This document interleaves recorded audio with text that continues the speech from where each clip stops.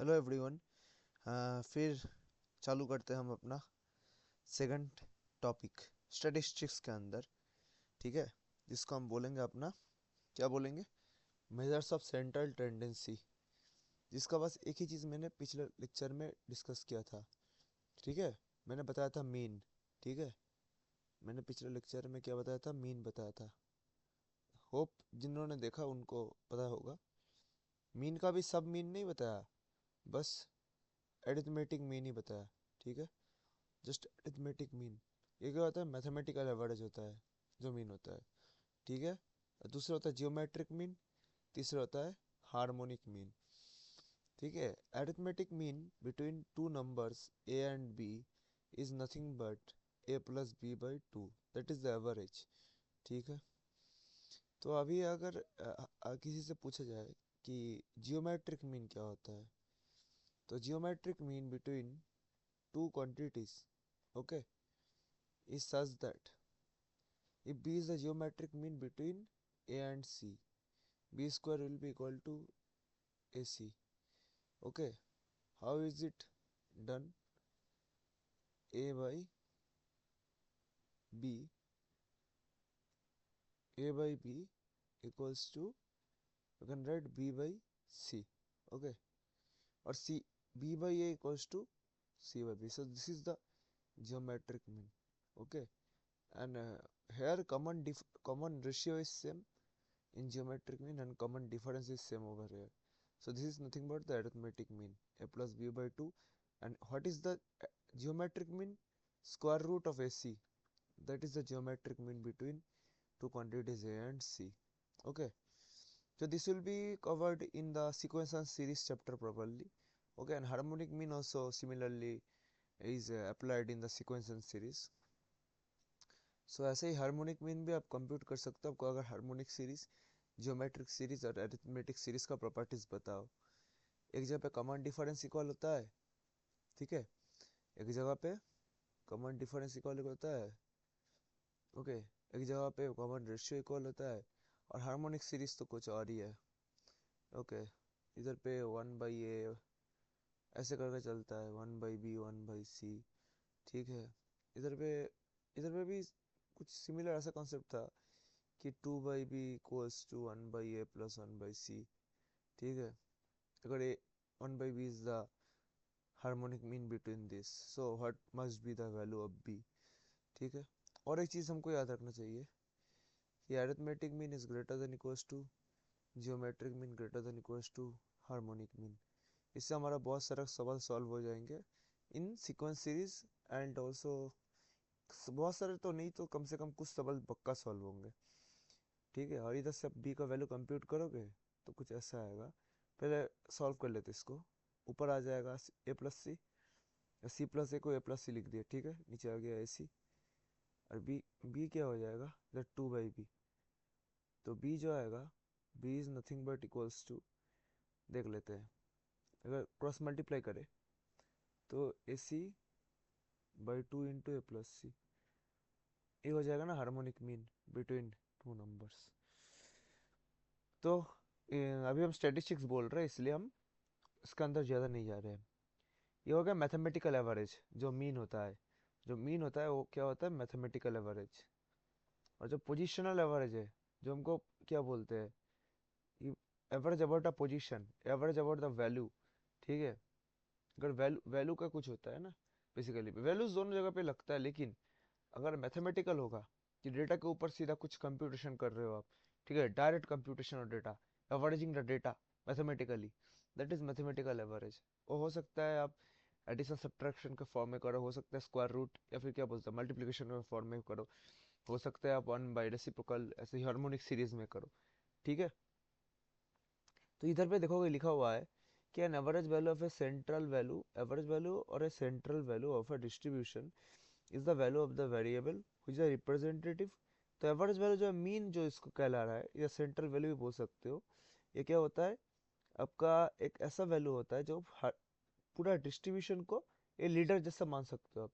It is a leader, okay, एक पूरा representation को डिस्ट्रीब्यूट मतलब रिप्रेजेंट करता है, पूरा डिस्ट्रीब्यूशन को रिप्रेजेंट करता है।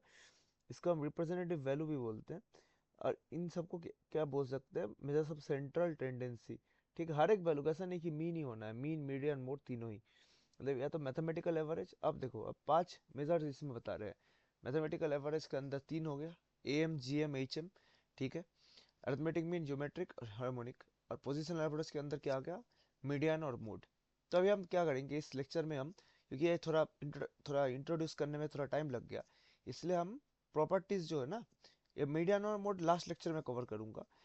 हम प्रॉपर्टीज ऑफ मीन तक ही इसको सीमित रखेंगे हमारे लेक्चर को, प्रॉपर्टीज ऑफ मीन तक। ओके, और अगले लेक्चर में हम अपना standard deviation, mean deviation, variance discuss कर लेंगे पूरा प्रॉपर तरीके से। ठीक है, और एक लेक्चर लाऊंगा उसमें मीडियन और मोड। तो पूरा ये चैप्टर क्या हो गया, खत्म हो गया। राइट, इसके बाद हम PYQs पे फोकस करेंगे, जेई मेंस में जो पूछे गए हैं। क्योंकि अभी मैं जेई मेंस का एक क्रैश कोर्स करा रहा हूँ, एडवांस के लिए जो लाऊंगा, और अप्रैल में मेंस एग्जाम हो जाएगा, उसके क्वेश्चन मैं करवा दूंगा। उसके बाद मेंस का रिजल्ट आने के बाद ही मैं एडवांस का क्रैश कोर्स, मतलब क्या बोलते हैं, एक्स्ट्रा कॉन्सेप्ट जो लगेगा वो बता जाऊंगा, एक वीडियो या 2 वीडियो के अंदर अंदर। तो चलिए हम देखते हैं पहले अरिथमेटिक मीन क्या होता है। तो अनग्रुप डेटा जो है, ठीक है, उसके लिए मैंने पहले लेक्चर में बताया था, कोई ये फॉर्मूला हो जाएगा। ठीक है, सिग्मा एक्स आई, ठीक है, आई कोस टू 1 to n। सिग्मा का सिंबल ऐसा होता है, समेशन मान सकते हैं इसका, डिस्क्रीट। तो डिस्क्रीट वैल्यूज है वेरिएट एक्स का, तो उनका एम ऐसे निकालते हो आप। तो ये फॉर्मूला ध्यान में रखना, ये फॉर्मूला ध्यान में रखना, इसका डेरिवेशन कुछ नहीं है, इसको जनरलाइज कर कैसे याद रखना है। तब देखो, अब अनग्रुप डेटा और ग्रुप डेटा के लिए अगर आपको निकालने के लिए बोला गया है, ठीक है, करस्पॉन्डिंग फ्रीक्वेंसीज, तो उसका मीन क्या होगा, उसका मीन ये होता है सिग्मा ऑफ, ठीक है, sigma of F I, F suffix I, X suffix I, divided by, whole divided by sigma of F I, और summation of the frequencies is equals to f1 plus f2 plus dot dot dot f3 plus dot dot dot dot fn।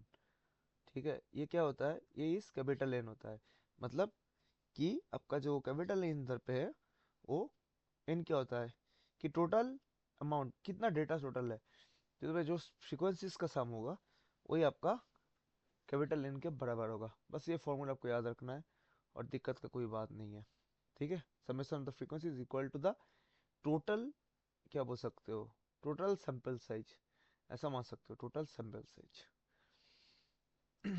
तो अब देखते हैं अपना mean का computation हो गया हमारा दो मेथड का। देखो, तो पहले हो गया अनग्रुप्ड डिस्ट्रीब्यूशन के लिए, फिर अनग्रुप्ड अनग्रुप फ्रीक्वेंसी डिस्ट्रीब्यूशन के लिए, और सिंगल डेटा डिस्ट्रीब्यूशन, फ्रीक्वेंसी का ऐसा कुछ प्रॉब्लम नहीं है। फ्रीक्वेंसी आ गया तो ये फॉर्मूला अपना 2 नंबर फॉर्मूला है, मैं लिख देता हूँ। अरे कर्सर कहाँ गया, हाँ, तो देखो ये अपना दूसरा फॉर्मूला है। इससे बहुत सारे क्वेश्चंस बन जाएंगे आपके। अब शॉर्ट मेथड क्या बोलता है कि अगर एक्स आई का वैल्यू लार्ज हो गया, मतलब मान लो कि आपका फ्रीक्वेंसी डिस्ट्रीब्यूशन ऐसा करके दिया हुआ है आपके पास, जब मान लो आप एक टेबल ऐसा है, टेबुलर मेथड में टेबल है, तो ऐसे इधर पे अपना फ्रीक्वेंसीज है मान लेते हैं, इधर पे जो एक्स का है ना, वो ग्रुप दिया गया है, डेटा का ग्रुपिंग का है, तो 0 से 10 के अंदर ऐसा मान लेते हैं। ये फ्रीक्वेंसी कुछ बहुत ह्यूज हो गया, ठीक है, सॉरी, मतलब मान सकते हो फ्रीक्वेंसी ह्यूज नहीं है, क्या बोला है कि एक्स आई, मतलब जो डाटा वैल्यूज होगा ना वो बहुत लार्ज हो गए, तो ये जो जनरल अपलोड आप यूज़ करते हो, तो उससे आपको झमेला होता है, इसलिए आपको इन दैट केस क्या करना है, ठीक है, तो आर्बिटरी एक पॉइंट चूज कर लेते हैं, कोई भी एक मिडिल में से एक डेटा ले लेते हैं एक्स आई का। ठीक है, एक्स आई का जैसे वैल्यूज मान लो, इसका कॉरस्पॉन्डिंग फ्रीक्वेंसीज भी ऐसे करके, तो मान लो इधर पे मैं अनग्रुप्ड के लिए बता देता हूँ। 2 इसका फ्रीक्वेंसी है, इधर है 13, ठीक है, 3 है 99, ठीक है, 4 है 120, ऐसे करके और भी डेटा है। तो अब मान लो कि लास्ट में एक और एक डेटा है 6, ये फिर भी छोटा है इसलिए हो जाएगा 188। तो इन दिस केस हम क्या करेंगे, 99 जो है या फिर 120 जो है, इन इन दोनों को, ठीक है, इन दोनों में से किसी भी एक को ले सकते हो, रैंडम कोई भी वैल्यू ले सकते हो, लेकिन ऐसा लेना है ताकि रिजल्ट ऑप्टिमाइज आ जाए। ठीक है, 13, तो इससे क्या करना पड़ेगा, आप एक्स आई माइनस से कंप्यूट करो, तो ये क्या है, आर्बिटरी चूजन अमाउंट है, तो इससे एक नया एक्स आई आपको मिल जाएगा, एक्स आई डैश मान सकते हो उसको, ठीक है, या डी भी मान सकते हो, कोई दिक्कत नहीं है। ठीक है, इसको डी आई मान सकते हो, डेविएशन नहीं, डी आई इधर पे क्या है, डेविएशन भी मान लो, कोई दिक्कत नहीं है, डेविएशन ही मान लो।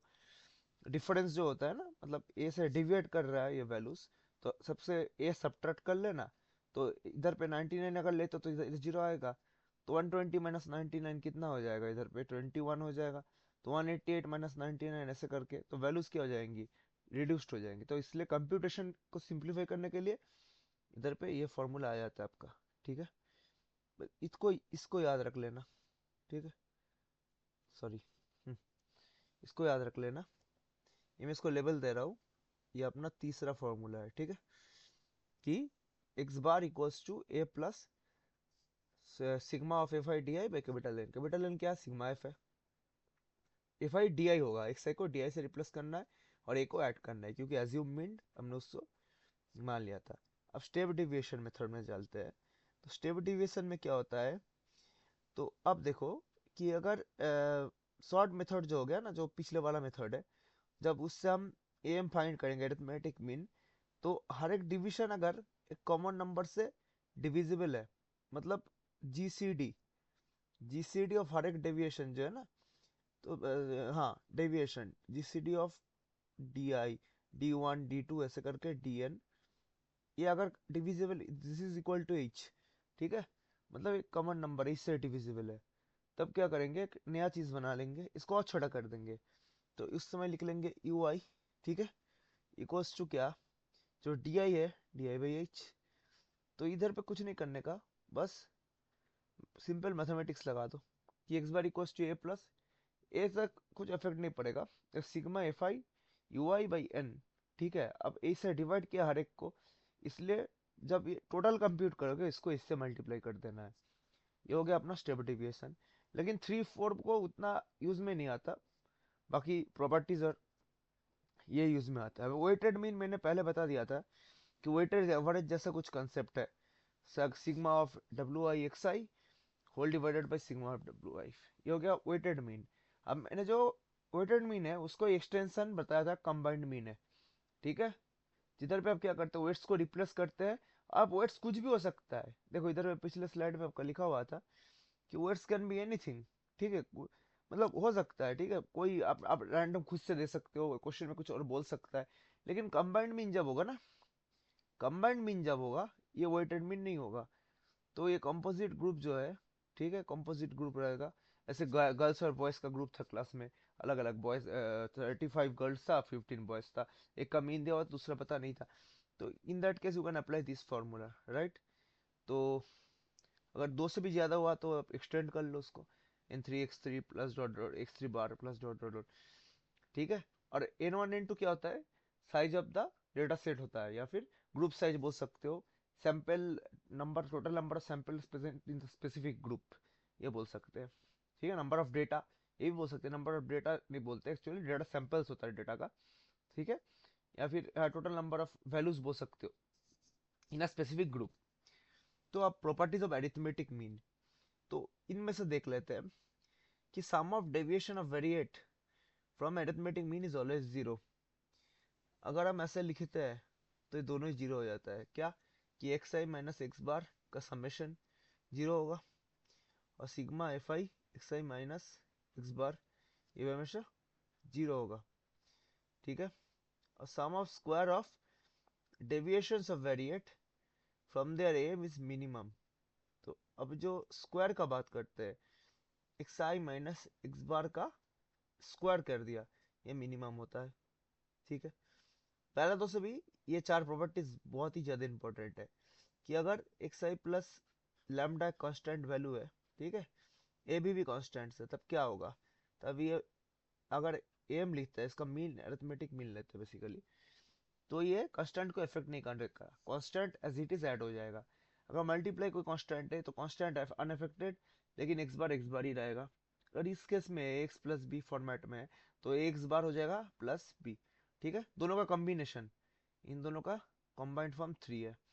अब क्या बताया गया चौथा प्रॉपर्टी, ये भी बहुत इंपॉर्टेंट है, कि एम जो अरिथमेटिक मीन होता है वो independent of change of assume mean होता है, it is not affected by change in assume mean. अगर एज्यूम मीन जो ए वैल्यू है ना, ए वैल्यू जो हम शॉर्ट मेथड में बताया या फिर स्टेप डिविएशन में बताया, डेविएशन, स्टेप डिविएशन जो एच उधर पे निकाला, फिर ये वाला वाला ना देख लो, ठीक है, सॉरी हाँ, स्टेप डिविएशन, ठीक है, या फिर शॉर्टकट जो इधर पे एज्यूम मीन था, वो अगर आप चेंज करते हो तो उसके वजह से मीन का जो कंप्यूटेशन है या वैल्यू है, फाइनल वैल्यू, वो इफेक्ट नहीं होगा, राइट। और ये दो प्रॉपर्टीज भी याद रख लो, क्या पता कभी काम आ जाए। तो इसके साथ हम लेक्चर को एंड करते हैं, और हम अगले लेक्चर में अपना क्या कवर करेंगे, मेजर्स ऑफ सेंट्रल टेंडेंसी तो मैंने बता दिया इसमें, ठीक है।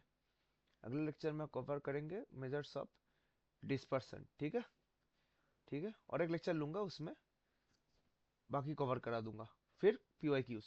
तो चलिए इसके साथ एंड करते हैं, bye bye and see you in the next lecture.